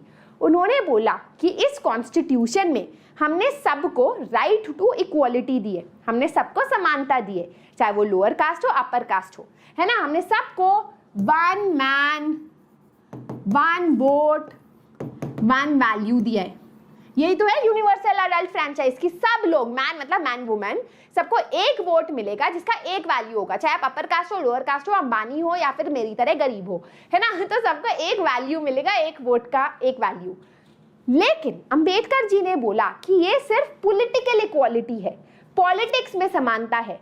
जब हम समाज में आते हैं, जब हम मार्केट में जाते हैं, इकोनॉमिक इनइक्वालिटी, आर्थिक तरीके से, इकोनॉमिक तरीके से या फिर सोशल तरीके से हम असमान हैं। हम मतलब उनको वो ये चाह रहे थे कि हम कॉन्स्टिट्यूशन में ही एक तरीके से का इक्वालिटी लाए, बट वो ये पूरा नहीं कर पाए। मतलब ही सेड कि ओके पॉलिटिकल इक्वालिटी लाते हैं, बट उनको ये डर था कि ये काफी नहीं रहेगा। आपको क्या लगता है, क्या उनका डर जायज था? Let me know in the comment section below. Alright, let's move on to the next part. Jawaharlal Nehru ji. तो जवाहरलाल नेहरू जी ने एक स्पीच दी थी। आपको स्पीच पढ़ने की जरूरत नहीं है, कुछ लर्न करने की भी जरूरत नहीं है, बस बेसिक समझ लो कि उन्होंने 15 अगस्त 1947 में बोला, we made a tryst with destiny. Tryst with destiny मतलब अपनी किस्मत से आज हम मिल रहे हैं।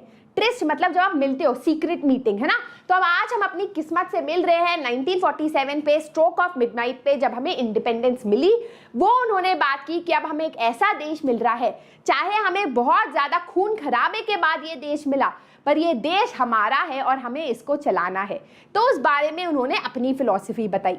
जितना मैंने आपको आज के सेशन में बताया उतना आपको बेसिक जानना है, कुछ और याद नहीं करना है, डायरेक्टली इससे क्वेश्चन नहीं आएगा। ऑलराइट, जितना मैंने बोला उतना बस करना है। Next is what exactly is the philosophy of the constitution. ये हम लोग कॉन्स्टिट्यूशन पढ़ के भी समझ सकते हैं। फॉर एग्जाम्पल, कॉन्स्टिट्यूशन में एक चीज होती है कॉल्ड द प्रियम्बल। प्रियम्बल होता है एक तरीके का introductory page of the constitution, जिसमें पूरा कॉन्स्टिट्यूशन की फिलॉसफी या विचारधारा लिखी होती है। राइट, तो यहाँ पर let's look at the preamble. अच्छा, ये प्रियम्बल का कॉन्सेप्ट सबसे पहले अमेरिकन कॉन्स्टिट्यूशन में आया था, फिर हमने अमेरिकन कॉन्स्टिट्यूशन से बाकी सब देशों ने कॉपी किया इस कॉन्सेप्ट को, and now almost all constitutions have a preamble. ठीक है, इस प्रियम्बल एज आई सेड ये पोएम की तरह जाती है, हम पढ़ेंगे भी इस प्रियम्बल को। Please mark this as very important, specially for objective questions, है ना। जैसे 1 मार्कर क्वेश्चंस आते हैं तो इसमें जरूर आएगा। ठीक है, लेट्स फाइंड आउट। पहले पढ़ लेते हैं। We the people of India, अबे मेरा ये चलना बंद हो गया। We the people of India having solemnly resolved to constitute India into sovereign democratic republic and to secure all its citizens justice, liberty, equality, fraternity वगैरह वगैरह। ठीक है, तो इसमें कुछ टर्म्स है जो आपको जानना है, जिसमें जरूर क्वेश्चन आता है। पहले, what does this mean, we the people of India. हर एक शब्द जो कॉन्स्टिट्यूशन में है वो वेस्ट शब्द नहीं है, हर एक शब्द के बारे में मीनिंग है ना। हम लोग मुंह से आज जो बकवास निकाल लेते हैं ऑनलाइन, क्योंकि लाइफ में मतलब कुछ भी बोल सकते हैं, तब ऐसा नहीं था गाइस। तब हर शब्द जो कॉन्स्टिट्यूशन में लिखा गया उसके पीछे बहुत बड़ा मीनिंग हुआ करता था।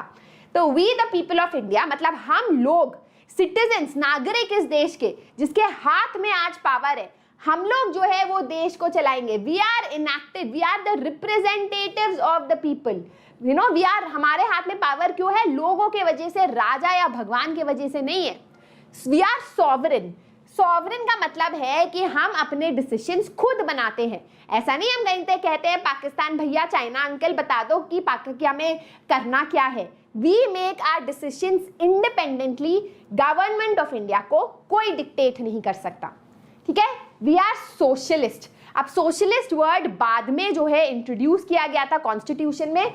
When was it introduce? This is your homework question. कब इंट्रोड्यूस किया था द वर्ड सोशलिस्ट? ठीक है, बताना। बट एनीवे, सोशलिस्ट का क्या मतलब होता है? सोशलिस्ट का मतलब होता है कि वेल्थ जो हमारे यहाँ जेनरेट होती है, it has to be socially shared. मतलब जैसे आजकल क्या हो रहा है, कुछ लोग बहुत ज्यादा पैसा कमाते हैं और कुछ लोग बहुत कम पैसा कमाते हैं, तो इनकम इनइक्वालिटी बहुत ज्यादा हो रही है। तो सरकार क्या करती है, जो बहुत ज्यादा कमाते हैं उससे टैक्स कलेक्ट करती है, 30% टैक्स लेती है और वो वाला पैसा यूज करती है गरीब के उद्धार के लिए। इसको हम बोलते हैं सोशलिज्म, है ना। यहाँ पर सोशलिस्ट का मतलब वही है कि जहाँ सरकार मेक एंश्योर करे कि गरीब बहुत गरीब ना रह जाए, पिछड़ा ना रह जाए, है ना। तो that is what the word socialist here means. अगला है सेक्युलर। सेक्युलर मतलब सबको जो है right to freedom of religion है। सरकार जो है कोई एक रिलीजन को प्रमोट नहीं करेगी, सरकार सारे रिलीजन्स को इक्वल रिस्पेक्ट देगी, right. Then you have democratic. We are a democratic country, हमारे यहाँ जो भी सरकार होगी वो लोगों की चोजन सरकार होगी, है ना। So we are a republic. कभी कभी काम करता है डेमोक्रेटिक कंट्री। फिर आता है रिपब्लिक। इसमें बच्चे कंफ्यूज होते हैं कि मैम डेमोक्रेटिक और रिपब्लिक में डिफरेंस क्या है, तो ध्यान से सुनना। रिपब्लिक का मतलब होता है कि जो हेड ऑफ स्टेट होगा वो इलेक्टेड पर्सन होगा। This will be an elected person. It will not be a hereditary position. ये नहीं कि आज मैं प्राइम मिनिस्टर बन गई तो मेरा बच्चा प्राइम मिनिस्टर बनेगा, ऐसा नहीं है। डेमोक्रेटिक का मतलब बस इतना होता है कि जो भी सरकार होगी वो मेजॉरिटी रूल वाली सरकार होगी, है ना। मतलब जो भी सरकार बनेगी, जो भी मेजॉरिटी ने चूज की होगी, दैट इज योर डेमोक्रेटिक सरकार। और जो हेड ऑफ स्टेट होगा वो हेरिडिटरी नहीं होगा, दैट इज अ रिपब्लिक। तो दोनों यूजुअली साथ में ही होते हैं, ठीक है। देन यू हैव जस्टिस, कि हमारे यहाँ जस्टिस होगा, हमारे यहाँ सामाजिक असमानता नहीं होगी, सोशल इनइक्वालिटी नहीं होगी। सरकार पूरी कोशिश करेगी कि जो अनइक्वल लोग हैं, जैसे लोअर कास्ट हो गए, वुमेन हो गए, उनके लिए काम करेगी। Next is liberty. लिबर्टी मतलब फ्रीडम, कि सिटीजन्स के ऊपर, नागरिक के ऊपर कोई फालतू के रिस्ट्रिक्शंस नहीं होंगे। They will have the freedom to choose where to live, what kind of occupation they want to do. ये सारे जो है फ्रीडम हमारे पास होंगे।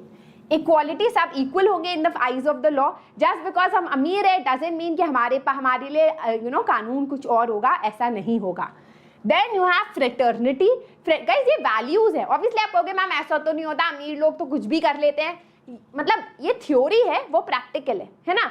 तो थ्योरी में हम इस तरीके का देश चाहते हैं, राइट। फ्रेटर्निटी मतलब एक परिवार की तरह हम साथ में मिल रहेंगे। एक परिवार में सब समान तो होते नहीं है, कुछ लोगों के पास थोड़ी ज्यादा इज्जत देनी होती है, कुछ लोगों को कम इज्जत मिलती है, पर एक तरीके से एक परिवार में एकजुट रह के रहेंगे, that is your fraternity, right. Clear? Yes, alright, okay, now guys that is actually the complete chapter।